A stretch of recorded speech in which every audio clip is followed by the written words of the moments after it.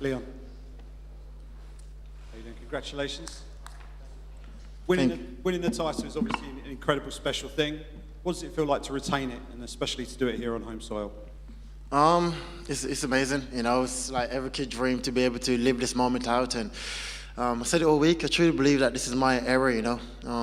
It's been a long time. I haven't lost a fight. 7, 8 years, you know. So be able to come back to my hometown, defend my world title, have the crowd going as crazy as they've been going all week. Press conference, the weigh-ins, screaming out headshot, like it was madness, you know. And it's like I said, dream come true.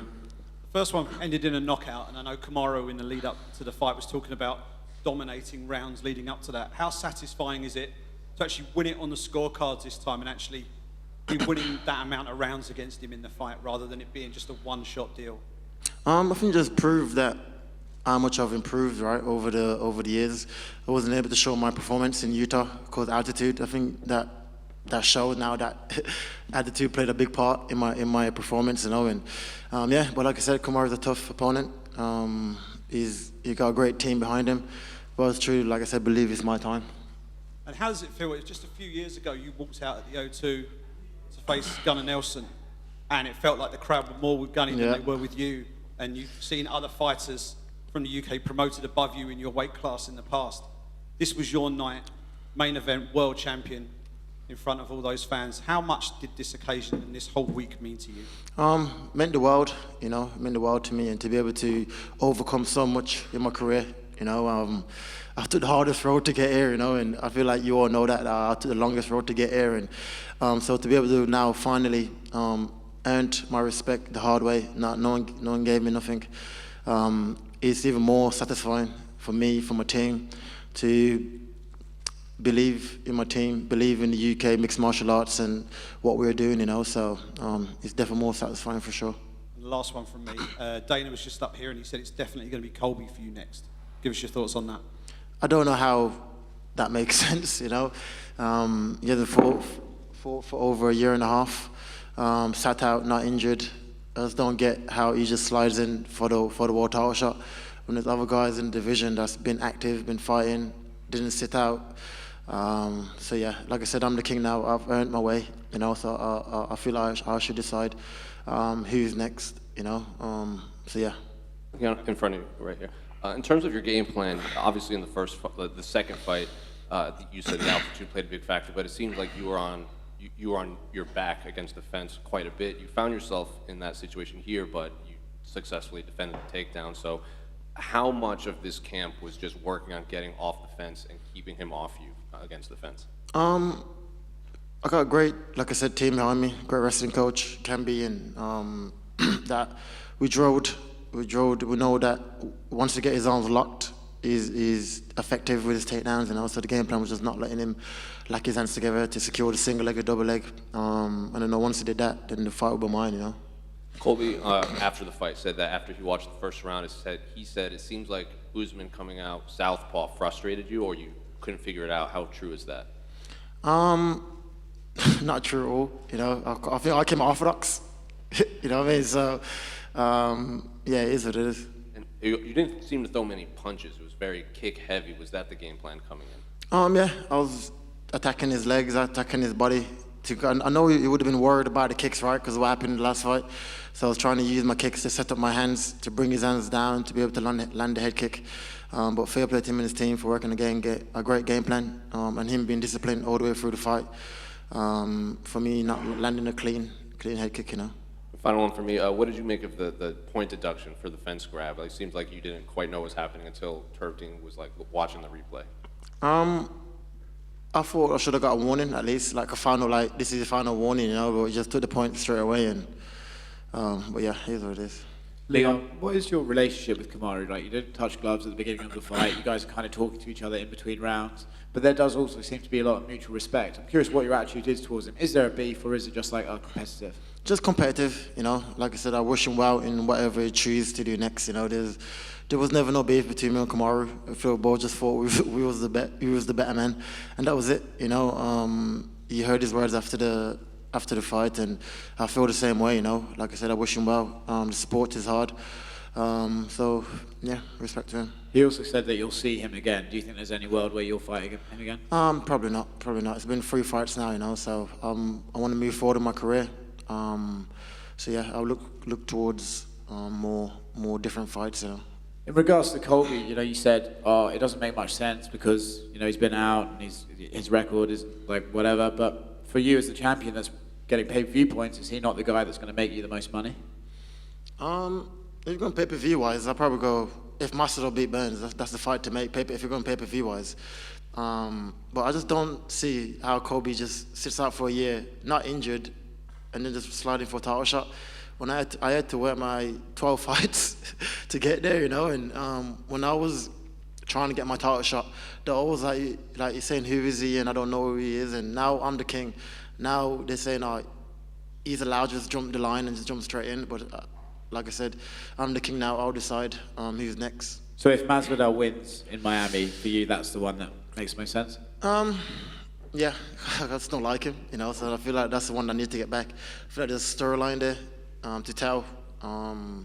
So yeah, if he gets the job done, like I said, I'll have a look, I'll consider it, and if he begs me, then I might let him slide in, you know. Someone who you've never really considered is Bilal Muhammad. Dana White was just up here saying they're going to do him versus Shavkat next. I'm curious if your thoughts on that fight.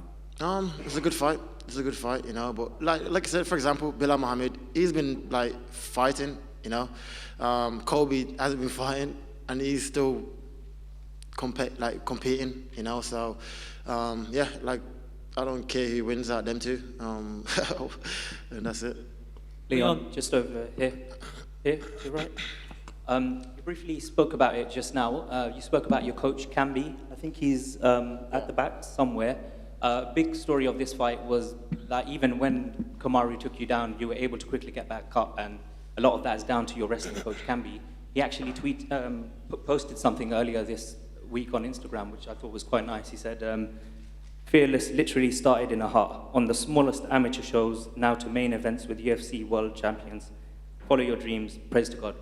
How important has Camby been in the last 7 to 8 years as your evolution as a fighter? It's been important, you know. I think mixed martial arts, my whole team, not just Camby, you know. I got a massive team behind me that support me. That even when I was going through my rough patches, they kept me in the gym. They called me up, make sure I'm training. Though I'm not feeling sorry for myself, you know. So I gotta give congrats to my team, my conditioning coach, my boxing coach, my jiu-jitsu coach, Dave, Henry, everyone, you know, and Brad, everybody, you know, and like I said, mixed martial arts is only getting bigger and bigger in the UK. You know, look at tonight, like the crowd was crazy, you know, so yeah, I feel like the next 5 years for the UK mixed martial arts is gonna be crazy. When you won the title in August, there was a beautiful moment where we saw you speaking to your mum and your son after. Yeah. Was there another beautiful moment? Yeah, I called her straight away again. I'm like a mommy's boy, you know. Yeah, I was excited. There was no crying this time. But yeah, she was just excited, and they're all at the gym at Renegade, actually. My mom, my little brothers, everyone, they're all there, you know, so yeah, it was good. You said you wanted to try and see if you can get someone to walk you out for your entrance. I don't think it was meant to be Dexter Daps, but I know you came out to Dexter Daps. Yeah. But he was on tour this week. Was there any thought in your mind maybe you can try and get him? Yeah, I tried to get it done, but I think it was too late, you know, when I knew he was in the UK, it was too late to clear it with the UFC, but it would have been amazing to represent the country I was born in, Jamaica, you know, and have him walk me out, but either way, the music was banging, and it was a good night. And just final one from me. Is there going to be a party at Sweet Kitchen Takeaway tomorrow? 100%. Get that jerk chicken in you, you know, get fat again. So that's my next plan for tomorrow. Congratulations. Leon, this was your first fight week going in as the defending champ. All the media, all the spotlight on you. And you look like you absolutely embraced it and loved it at the press conference. You loved it on fight night. This has been what you've been working towards your whole career. How has it been now, upon reflection? You've still got the belt, and Dana's talking about you defending the belt 3 times in the UK this year as well. That was sick.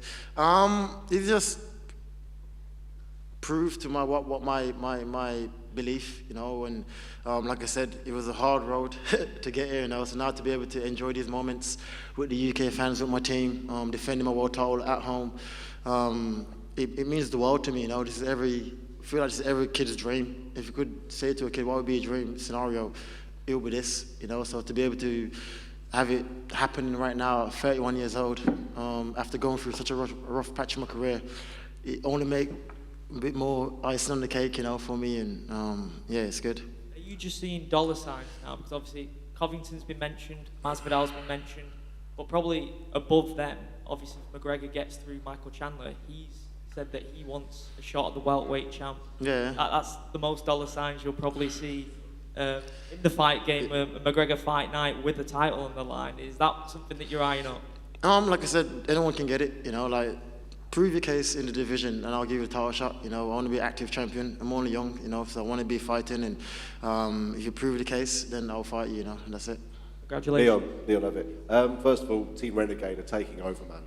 I mean, you've got yourself as the champion. Look at Jake Hadley tonight. Yeah. Jai, he won that fight. Yeah, I thought he won the fight, You know what I mean? Tom Breeze killing it, your brother killing it. Yeah. You know, what's the water you're drinking in that gym, man? Because it's something special. And I've seen a lot of your amateurs compete at Golden Ticket and stuff like that. What's coming out of that gym? I feel like just confidence breeds confidence, right? Like me achieving this goal, it always ricochet down into the people like Tom Breeze, my brother, and everyone, that they can also achieve it. You know, when I was coming up, there was hardly anyone to look to be like, oh, he's done it, so I can do it, you know. So I think confidence breeds confidence, and that's what you're getting in Birmingham, in the Renegade, you know, and amateurs are feeding it, everyone's feeling it, you know, so we're only growing and getting better and better. And I'm sure they all treat you the same at Renegade, but you are the champ when you walk in there with the belt. I saw them all celebrating. I've spoken to a lot of them as well since, man. And I know you're not tend to be a big heavy man. You've got to think I'm the man now. Yeah, 100%, 100%. Like I said, I've earned it, you know, so I'm going to enjoy it. You know, no one gave me nothing. I had to fight tooth and nail to get here, you know, and so I'm going to enjoy every moment of it, financially and just the praises of it, you know. So, but long as I stay focused, I truly believe I can go down as one of the best welterweights of all time, you know, and that is my aim. So yeah, I'll keep focused, keep working on my team, stay believing in my team, and we're going to achieve it, you know. Yeah, last one from me, and as you said, you're only 31 years old, mate. You know, 31 years old, you're still technically in your prime, you know, and you've got more and more to grow. And everyone back here was talking about the Covington fight. Colby come back here and was probably, you know, motivating everyone thinking, yeah, that's the fight. But now you've said the Masvidal fight. If he wins that, there is history there, isn't there? And that is the fight to make. Yeah, 100%. I think there's a storyline for that fight, right? I think with the Colby fight, there's literally no storylines. You got sat out for a year and then slid into a title shot. It is like weird, you know. Dana, and we actually mentioned to Dana about, is it time we took it to Birmingham? That's the one, isn't it? Yeah, that would be good. I just mentioned it to him as well. As this is walking out, he says we'll sit down and we'll figure out what's next, you know. But like I said, I just want to represent the UK in a positive light, represent mixed martial arts in the UK and just grow the sport, you know. And it's growing. Like I said, look at the fans tonight, look at the people celebrating us. And so, yeah, if we come back 3 times this year, I'll definitely be a headline again. Congratulations, man. Thank you. Leon, down to your left. There's an old saying in combat sports that you're not really the champion until you defend the belt. Do you feel more of a champion now that you've defended the belt, especially in front of loved ones and UK family? No, I feel like I'm a champion anyway, you know. Just somewhat I've overcome, you know, in life. I said all the time that the belt belongs to nobody, you know. It doesn't make or break me, you know. I've went through the thick and thin. I feel that is what made me be able to seize these moments. You know, when I was walking out, I was calm. I felt like I belonged there, you know, and I feel like my life, my journey that I took helped me to prepare for these moments, you know, and I truly believe this is my time now. And you touched on your time there in like your reign in the era of the welterweight division. How do you foresee it being when it's all said and done? How does the Leon Edwards welterweight era end? Just retired on top, you know, from a kid born in Jamaica, with nothing. My dad was involved in gang crimes, single mom, raised me since I was 13 years old. It's going to be a great story to tell, you know, and to be able to make my son proud of me and what I'm doing, and like I said, it means the world to me, you know. You caught Usman with a couple of head kicks. Were you surprised that he took them as well, given obviously how the last fight ended? Yeah. Because I know him and his team would be working the defense to it, you know, because I kind of like told him the reason why I caught him with head kicks. I knew they'd be working the defense to it. This is why I was attacking the legs, attacking the body, trying to get his arm to drop a bit lower. But yeah, fair play to him for taking the shot. He's a tough champion. You know, he had a good run in the division, and I wish him well in whatever he wants to do next. You know. And I know you said that anybody can get it. Islam Makhachev said that he wants to see you in Abu Dhabi in October. I mean, Anybody can get it, like I said. Leon, far right. Hey, congratulations. You had said in the lead up to the fight that Kamaru would be affected mentally by the head kick knockout. Did you feel he was tentative at all when you were in there with him? Yeah, for sure. Like, he was pressuring well, but it wasn't throwing much. He didn't want to open himself up much, you know, to be countered. And but like I said, fair play to him for being able to come back and do as well as he did in the fight, you know. And I got no ill will towards Kamaru. You know, you heard his words after the fight in Octagon, and I feel the same way. You know, I think it's just a sport which me and him believe that we're the whoever is better, and that was it. You know, and like I said, I wish him well with his daughter, with his family, and whatever he wants to do next. You know. And another thing you talked about was the altitude in the second fight. He came out wrestling as well. A lot of people talked about how his wrestling pressure seems to break people anyway. So what did you make kind of his game plan when it came to the wrestling? I think it showed, right? He wasn't able to hold me against the cage. He more leans on you than attack takedowns, just to try to drain you, you know. I know once we didn't let him lock his hands together, I'll be able to stay on my feet and turn him and defend the takedown, you know. But yeah, that was it. Thank you. Leon, I know you've touched on it a little bit there on how much it would mean to you to headline in Birmingham. But how much would it mean to you to maybe do a stadium show at somewhere like Villa Park as the first UK stadium show? Oh, that'd be madness, you know. But I spoke to the UFC already, and they're saying they don't want to do a stadium show because the viewing for the fans is not the best, you know. But I think just do it anyway, just to make history. You know, I feel like you'll be able to sold out easy. Like, look how quick this sell out, you know. So hopefully we can get that in the UK, because like I said, mixed martial arts is growing. The fans are excited for it. So I feel we should keep feeding them and keep bringing big shows to the UK to promote mixed martial arts here, you know. Leon, just here. I know you said that you had no ill will towards Kamaru, and it's just business at the end of the day. When it comes to Masvidal, what's that relationship like? And would you be able to keep composed if you did have a fight with him, because there's that much hatred there? Yeah, for him, I just don't like him. I think he's a weirdo, so I don't know. I don't know what to say about him, you know. The only reason I'll give him the shot is because I don't like him. I mean, how do you think a fight with him would go? Do you think he actually styles up with you, or do you just... Nah, I think it'd be an easy fight for me, you know, and that's it. Any reason why he's a weirdo? He's just a weirdo. Thank you. Thank you. Did you hear the crowd chanting headshot? Headshot, yeah. Was it in any way distracting? Was it making you go, oh, I should do it now? Was it easy to stay in the game plan even though the crowd was, you know, chanting for the headshot? Yeah, 100%, because me and my team, we just talked, not letting the moment get over me, you know, don't let the crowd influence you too much. But after, when I grabbed the mic and they was screaming it, like I said, it's gave me goosebumps to be able to have that reaction from the crowd, from the hometown show. And yeah, it was a mad night, and I look forward to watching the video back, just to be able to see, like, I can't remember walking out, you know, so I want to be able to see the walk out and just enjoy it, you know. And is there any point in defending the belt anywhere other than the UK? I know obviously Birmingham, but Dana's mentioned London, that stuff. Would you entertain defences outside the UK, or are you just like, it just makes sense to be here all the time for your defences? Nah, I'll fight. Look at my career, you know, I fight all over the world. Singapore, I fought everywhere, Brazil. So, like, for me, it makes no difference, you know. I'll defeat anybody. Octagon is the same, right? Anywhere we go, so I'll fight anywhere. But if you come back to the UK, that'd my number one priority, you know, to headline, keep growing the support here in the UK, keep entertaining the fans. So that'd be my number one pick if I had to choose. Thank you.